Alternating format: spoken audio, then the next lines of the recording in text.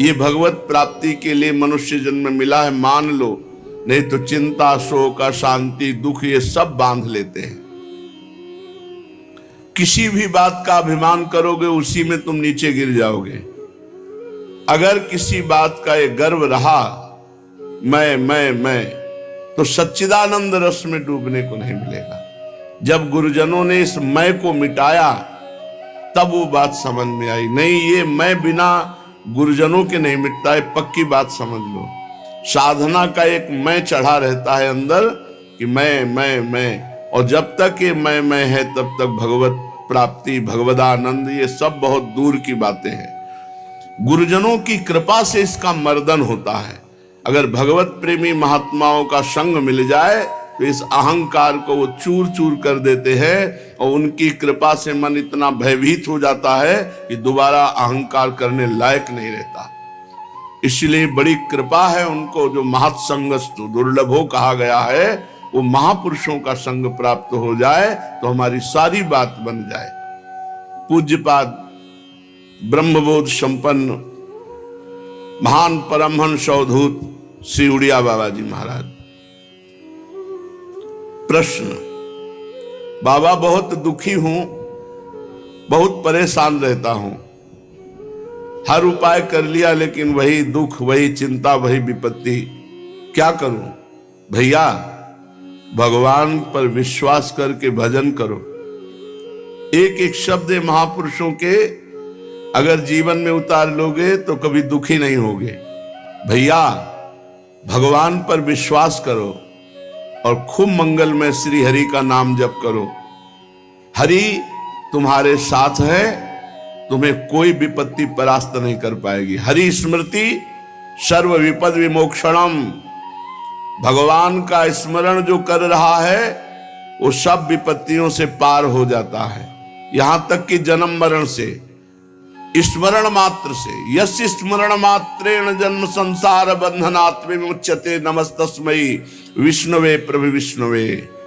विष्णु शास्त्र नाम में जो भगवान का स्मरण करता है वो जन्म मरण चक्र से विमुक्त हो जाता है। छोटी मोटी दुख और विपत्तियों की तो बात ही क्या। भगवान की शरण में हो जाओ। दुखी होना, अविश्वास करना, संशय करना, ये सब पतन के मार्ग हैं। दुखी भी नहीं होना चाहिए। अगर भारी से भारी दुख है तो लड़ो, सहो, भगवान नाम जापक हो, उसको सह जाओ। दुखी नहीं होना। दुखी होने का मतलब है शरणागति पे अविश्वास। सारी परिस्थितियों के रचयिता ईश्वर हैं। ईश्वर ने तुम्हें पैदा किया है। जिन प्रभु ने तुम्हें बनाया, जिन प्रभु ने तुम्हें पैदा किया इस संसार में, वही तुम्हारे कर्मों को मिटा सकते हैं। दुख मिलता है पाप कर्म का फल, और लौकिक सुख मिलता है पुण्य। प्रायः पुण्य लोग करते नहीं, पाप कर्म अधिक, इसीलिए बिना चाहे दुख सबको भोगना पड़ता है। जिन प्रभु ने सूर्य की रचना की, चंद्रमा की रचना की और तुम्हारे शरीर की रचना की, यदि तुम उन्हीं प्रभु का भजन करोगे तो तुम्हें प्रभु बुद्धि योग प्रदान कर देंगे। और जिसको बुद्धि योग प्राप्त हो जाता है वो कभी दुखी नहीं होता। भारी से भारी विपत्ति में भी वो आनंदित रहता है। तेषाम सतत युक्तानाम भजताम प्रीतिपूर्वकम ददामि बुद्धि योगम तम येन मामुपयान्ति ते। जो प्रेम पूर्वक भगवान के नाम का जप करता रहता है, भगवान उसे बुद्धि योग प्रदान कर देते हैं। किंतु आवश्यकता सर्वतो भावेन अपने आप को भगवान की शरणागति में पुष्ट करना है। मेरा तन, मेरा मन, मेरा प्राण, मेरा सर्वस्व श्री भगवान को समर्पित है, क्योंकि ये श्री भगवान का ही है। और खूब नाम जप। अपने आप को भगवान पर न्यौछावर करके देखो। अपनी सारी अहमता ममता को भगवान के चरणों में रख के देखो। तुम सदैव प्रसन्न रहोगे, सुखी रहोगे। बाबा भजन नहीं होता। बाबा ने बताया भजन ही सब दुखों का नाशक है। तो बाबा भजन नहीं होता। अरे भजन होता है, सिद्धों का भजन करना पड़ता है। भगवत चिंतन का अभ्यास डालो। देखो, एक समय भोजन पाओ और खूब डट के भजन करो। ये आते हैं, जैसा अभ्यास कर लो वैसा हो जाता है। ये मन बहुत बदमाश है, ये कहता है बर्बाद ना हो जाए, मतलब थैला भरते चले जाओ, बर्बाद ना। जीवन बर्बाद हो रहा है इसकी चिंता नहीं, समय बर्बाद हो रहा है इसकी चिंता नहीं, वहां पदार्थ बर्बाद नहीं होने चाहिए। अरे भाई, तो बर्बाद काहे को करो, पहले से एक रखवा ले, 2 रोटी, 1 गुलाब जामुन, थोड़ी सब्जी, बस हो गया। 24 घंटे में 400 ग्राम अन्न पाने से बहुत बढ़िया दिनचर्या चल जाएगी। गृहस्थ है तो थोड़ा 800 ग्राम कर ले। इसलिए बाबा से कहा भजन नहीं होता, तो बोले भजन होता तो सिद्धों का है, साधक को तो भजन करना पड़ता है, और भजन करने के लिए एक समय भोजन पाओ, पर एक समय ऐसा नहीं कि दबा दबा के एक समय तुम पालो, नहीं। अगर ऐसा स्वभाव है तो 2 समय पालो, थोड़ा थोड़ा पाओ। भोजन जहर भी है और अमृत भी है, थोड़ा पाओगे अमृत है, ज्यादा पाओगे भजन के लिए जहर है, नहीं भजन में मन लगेगा, आप देख लेना। और अपनी सेवा किसी से करवाओ मत।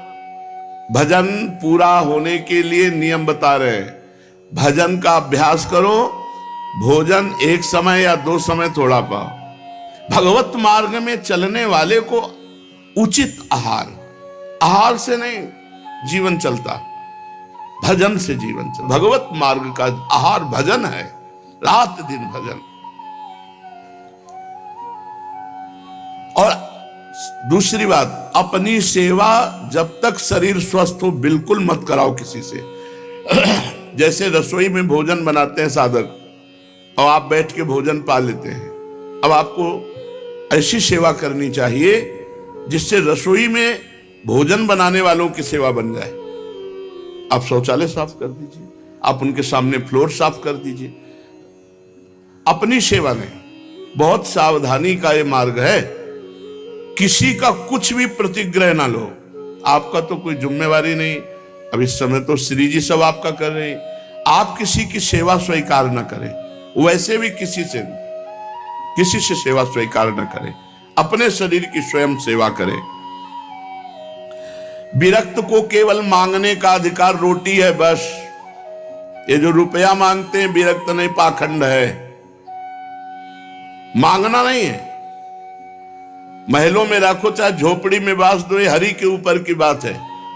कभी घी घना, कभी मुट्ठी भर चना, कभी वो भी ना बना, कभी दिगंबर, कभी बागंबर, कभी दुशाला ओढ़े, कभी राख में, कभी फुटपाथ में, कभी महलों में। यह साधु का जीवन रहा है। भगवान दत्तात्रेय जी से पूछा कि आप कर्म तो करते नहीं हैं, और कर्म के बिना अर्थ नहीं मिलता, अर्थ के बिना विषय भोग नहीं, विषय भोग के बिना शरीर पुष्ट नहीं। आपका बहुत बलवान शरीर दिखाई दे रहा है, इसका मतलब आप विषय सेवन करते हैं, अच्छे अच्छे पदार्थ पाते होंगे। पूछा तो उन्होंने कहा कि ये जो शरीर पुष्ट है ये प्रसन्नता से पुष्ट है, भगवत प्रसन्नता से। हर समय प्रसन्न रहना। देखो आप अभी खिल जाओगे, लेकिन चाहे जितना करोड़पति हो, वो चिंता में ही अरबों के रुपया में लगा हुआ है। 100 रुपया वाला 1000 रुपये का चिंतन, 1000 रुपये वाला 10,000 का, 10,000 वाला लाख का, करोड़ करोड़ अरब, बस चिंतन में वो सूखा जा रहा है। भगवत चिंतन नहीं, भोगों का चिंतन, रुपये का चिंतन, नाना प्रकार के विषय पदार्थों का चिंतन। इसलिए विरक्त को केवल मांगने का अधिकार है, रोटी बस। भगवान आदि गुरु शंकराचार्य जी ने कहा, भिक्षान्नम औषधम क्षुध व्याधि चिकित्सताम। क्षुधा रूपी व्याधि की चिकित्सा करो भिक्षा रूपी अन्न से, और सदगृहस्थ अपनी कमाई का खाओ। ये नहीं कि यहां हलवा बट रहा है, हाथ फैला दिए, नहीं। क्यों? हम क्यों दूसरे का पाएंगे? नहीं पाएंगे। हम मेहनत किया है, अगर वो हलवा पाते हैं तो 5 रुपया उसके पास रख देते हैं, वो नहीं लेता है तो हम हलवा नहीं लेते हैं।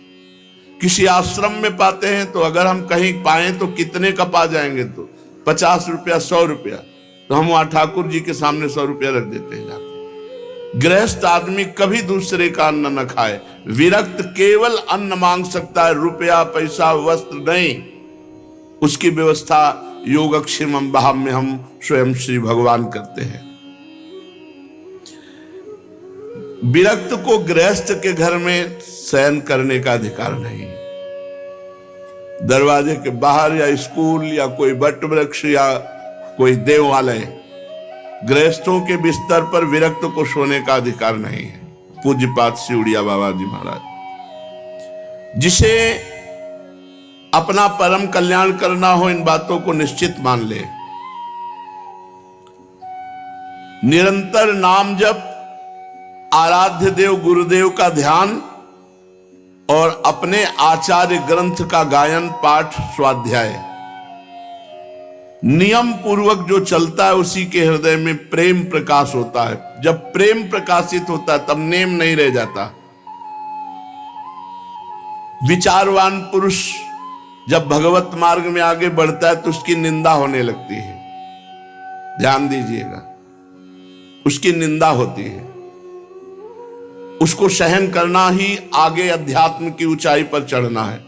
आप गृहस्थ हैं, भजन करेंगे, आपको 4 लोग उपहास है, देखो ये आगे तिलक लगाए, कंठी बांधे, बड़े भगत बनते हैं, उपहास करेंगे आपका। आपको शांति पूर्वक मुस्कुरा के चल देना है, जो आपकी भक्ति बढ़ेगी। और अगर आपने पलट करके उपहास करने वालों का विरोध किया तो फिर आप अध्यात्म की ऊंचाई पर नहीं चढ़ पाएंगे। विचारवान पुरुष को निंदा और स्तुति दोनों फूलों की तरह समझना चाहिए। निंदा भी और स्तुति भी समान भाव। निंदा और स्तुति में अनासक्त भाव रखो। उपासक दूसरों के दोष नहीं देखता, अपने चित्त की चिकित्सा करता रहता है, अपने चित्त को देखता रहता है। अतः किसी की भी तरफ देखो मत, उनके दोष मत देखो, उनके दोषों का वर्णन मत करो, उनके दोष सुनो मत। जो संसार की भक्ति करता है वो ये देखता है ये दोषी है, ये गुणी है, ये अच्छा है, ये बुरा है। जो भगवान की भक्ति करता है वो सब जगह अपने भगवान को देखता है। भगवान की भक्ति करने वाले को भगवान मिलता है, संसार की भक्ति करने वाले को संसार मिलता है। अब इसका मतलब यह नहीं कि विरक्त भेष है तो भगवान ही का भगत होगा, संसारी पैंट शर्ट पहने तो संसारी होगा, नहीं, उल्टा हो सकता है। भेष विरक्त है तो हो सकता है वो संसारी हो, और वो पैंट शर्ट में तो हो सकता है वो महान भक्त हो। ये अंदर के चिंतन का विषय होता है। एक भगवत लीला में जाया करते थे देखने, भगवान की, रघुनाथ जी की क्रम से लीला चल रही थी, और उनका एक दोस्त था जो क्रम से नाटक चल रहा था, उस नाटक देख ले जाते। अब जो लीला में जाते हैं उनका चित्त बार बार यही कहता कि यार नाटक में क्या आनंद बरस रहा होगा। तो जैसा दोस्त बताता वो बैठे लीला में उसी का चिंतन करते। अब ये जो दोस्त संसारिक लीला देखने जाता था नाटक, उसको लगा यार मैं कितना नीच हूं, मेरा दोस्त भगवान की लीला देखता है, कैसे सुंदर भगवान बोलते हैं, कैसी सुंदर लीला करते हैं, धिक्कार है, बहुत मैं नीच हूं।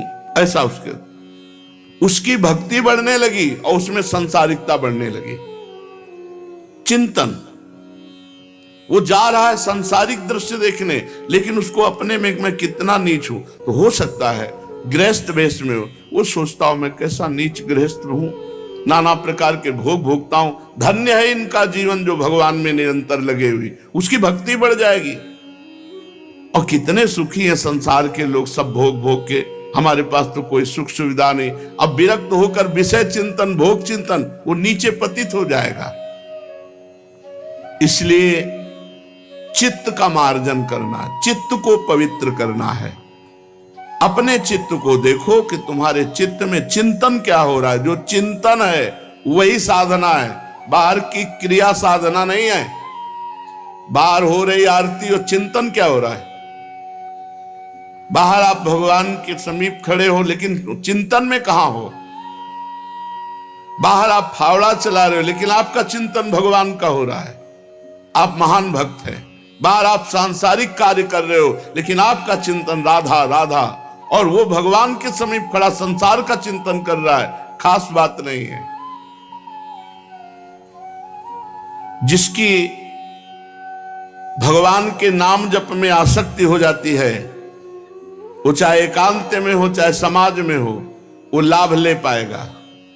और जिसकी भगवान के चिंतन में आसक्ति नहीं, तो एकांत भी उसका बंधन कारक ही होगा, क्योंकि उसका मन एकांत पाकर शासन करने लगेगा।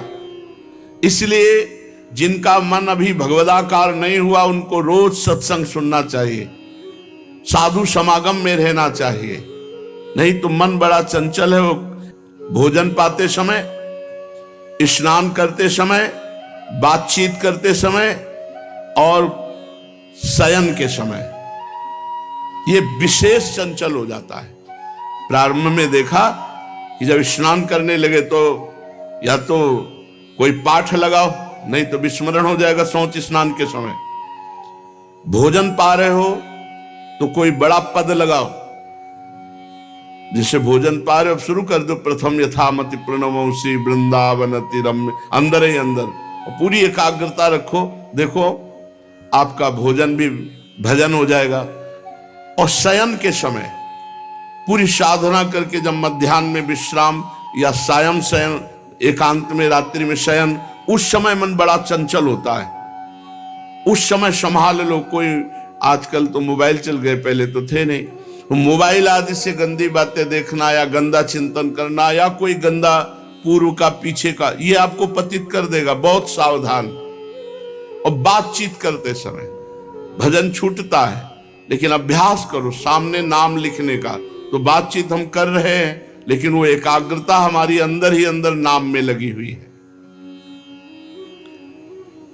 भगवान के नाम का जप और गुरु और संत सेवा, भगवंत सेवा, ये बहुत जल्दी अंतःकरण को पवित्र करते हैं। और प्रपंच की बातें करने वाला, अश्लील गंदी बातें करने वाला, ये बहुत जल्दी हृदय को अपवित्र कर देते हैं। ऐसे भजन से कोई लाभ नहीं मिलेगा जो अश्लील संभाषण स्वयं बोलता है, अश्लील बातें सुनता है, प्रपंची लोगों के बीच में बैठता है। सांसारिक लोगों के बीच में बैठने वाला कभी भजनानंदी नहीं हो सकता। हाँ, जो भजन में परिपक्व हो चुका है, सिद्ध हो चुका है, तो श्रीमद राधा सुधा निधि, वो चाहे बहिर्मुख पुरुषों के बीच में बैठे, वो चाहे विषयों को ग्रहण करे या त्यागे, वहां कोई फर्क नहीं पड़ता, क्योंकि भगवदाकार वृत्ति रहती है। कर्माणि श्रुति बोधितानि नितराम कुर्वन्तु कुर्वन्तु मा गूढ़ाश्चर्य रसास्त्रगादि विषयान गृह्णन्तु मुञ्चन्तु वा कैर्वा भाव रहस्य पारगमति श्री राधिका प्रेयसा किंचित ज्ञैरनुयुज्यताम वैरो भ्राम्यत भिरान्यपि। जो बहिर्मुख पुरुष है उनके भी संग से उसको कोई फर्क नहीं पड़ता। जो रहीम उत्तम प्रकृति का कर सकत कुसंग, चंदन विष व्यापत नहीं लपटे रहत भुजंग। लेकिन ये सिद्ध पुरुष की स्थिति, साधक को बहुत बचना चाहिए। प्रपंची लोगों से, संसारिक लोगों से अगर संभाषण करोगे, उनके बीच में बैठोगे, तो मनोवृत्ति में भोगाकर्षण पैदा हो जाएगा। साधना का फल है देहाभिमान गलित हो जाना। जिसका देहाभिमान गलित हुआ वही साधना परिपक्व कर पाया। जब आराध्य देव के साथ संबंध दृढ़ हो जाता है तो सारे संबंध शिथिल हो जाते हैं। जननी जनक बंधु सुत दारा तन धन धाम सुरद परिवारा, इन सब से अपनापन खत्म हो जाता है। कहीं भी राग द्वेष नहीं होता। जिसके हृदय में राग द्वेष है और ये कहता है मुझे भगवान के दर्शन हो गए, पक्का झूठा मिथ्यावादी है। ब्रह्मबोध संपन्न महापुरुष बोल रहे हैं। किसी महापुरुष से पूछा कि आपको भगवान की प्राप्ति हो गई, भगवान का साक्षात्कार किया? तो एक दोहा वर सुनाया, जब मैं था तब हरि नहीं, अब हरि हैं मैं नाई। प्रेम गली अति साकरी तामे दोनों समाए। जाओ समझो जाके, इसकी व्याख्या नहीं समझो जाके। लाली मेरे लाल की जित देखूं तित लाल, जित देखूं तित लाल। और लाली देखन मैं चली तो मैं भी हो गई लाल। यह है भगवदाकार वृत्ति। समझना है समझो।